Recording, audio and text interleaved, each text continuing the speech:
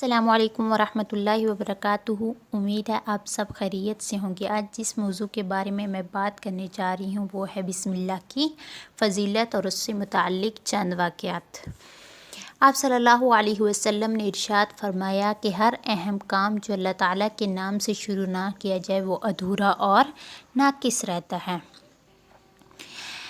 جو اوپر میں نے حدیث بیان کی ہے، اس حدیث کے ذریعے سرکار دو عالم صلی اللہ علیہ وسلم نے ہر مسلمان کو یہ تلقین فرمائی ہے کہ وہ اپنی زندگی کا ہر اہم کام اللہ تعالیٰ کے نام سے شروع کرے۔ بسم اللہ الرحمن الرحیم اسلامی معاشرہ اور تہذیب و ثقافت کا اٹوٹ حصہ ہے، جسے ہر کام سے پہلے پڑھنے کا حکم دیا گیا۔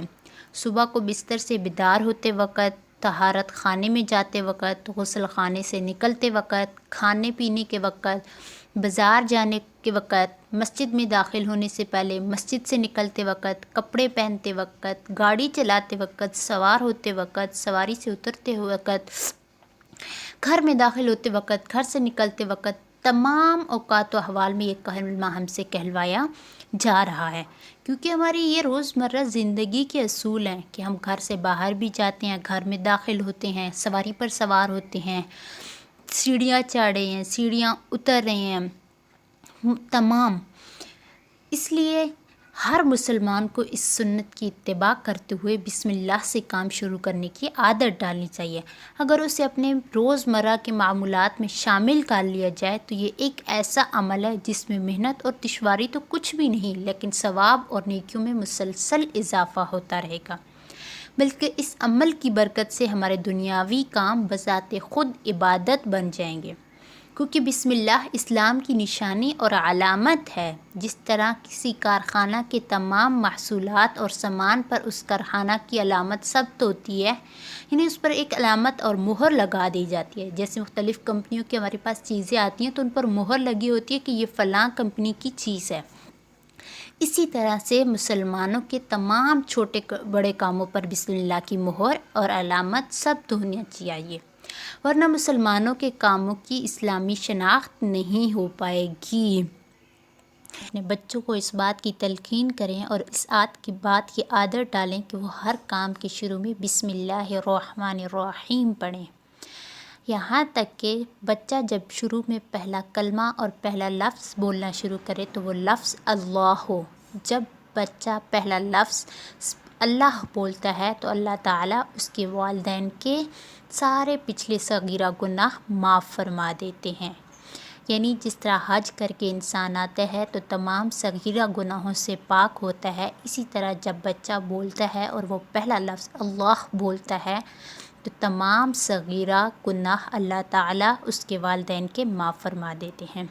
اسی طرح ہمیں بچپن سے ہی بچوں کو عادت ڈالنی چاہیے کہ وہ بسم اللہ الرحمن الرحیم ہر کام کے شروع میں پڑھیں۔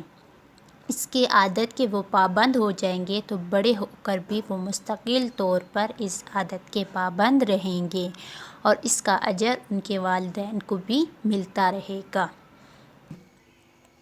اسی طرح ایک واقعہ ہے کہ ایک قاضی مر گیا، اس نے اپنی بیوی حاملہ چھوڑی جس سے لڑکا پیدا ہوا۔ جب وہ لڑکا بڑا ہوا تو اس کی ماں نے اس کو مدرسہ میں بھیجا، معلم نے اس کو بسم اللہ الرحمن الرحیم کی تعلیم دی۔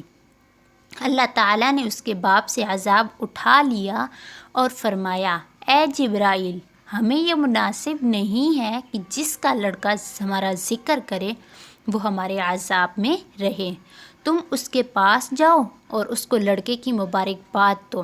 چنانچہ جبرائیل امین گئے اور اس کو لڑکے کی مبارکباد دی۔ اسی طرح ایک واقعہ ہے کہ منصور بن نبار کی توبہ کا سبب یہ ہوا کہ انہوں نے راستے میں ایک پرچہ پایا جس میں بسم اللہ الرحمن الرحیم لکھی ہوئی تھی اور اس کو رکھنے کے لیے کوئی جگہ ہی نہیں مل رہی تھی تو اسے چبا گئے۔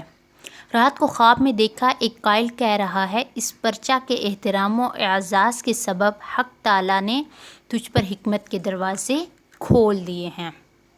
ایک اور واقعہ ہے کہ ابو مسلم خولانی رحمۃ اللہ علیہ کی ایک لونڈی تھی جو ان سے بغض و عداوت رکھتی تھی، یعنی دشمنی رکھتی تھی اور ان کو زہر پلاتی تھی، لیکن وہ زہر ان پر کچھ بھی اثر نہ کرتا تھا۔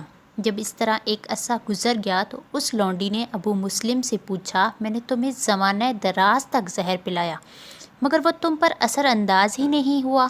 ابو مسلم نے اس سے کہا کہ زہر کے اثر نہ کرنے کی وجہ یہ ہے کہ میں کھانے اور پینے کے وقت بسم اللہ الرحمن الرحیم کہتا ہوں۔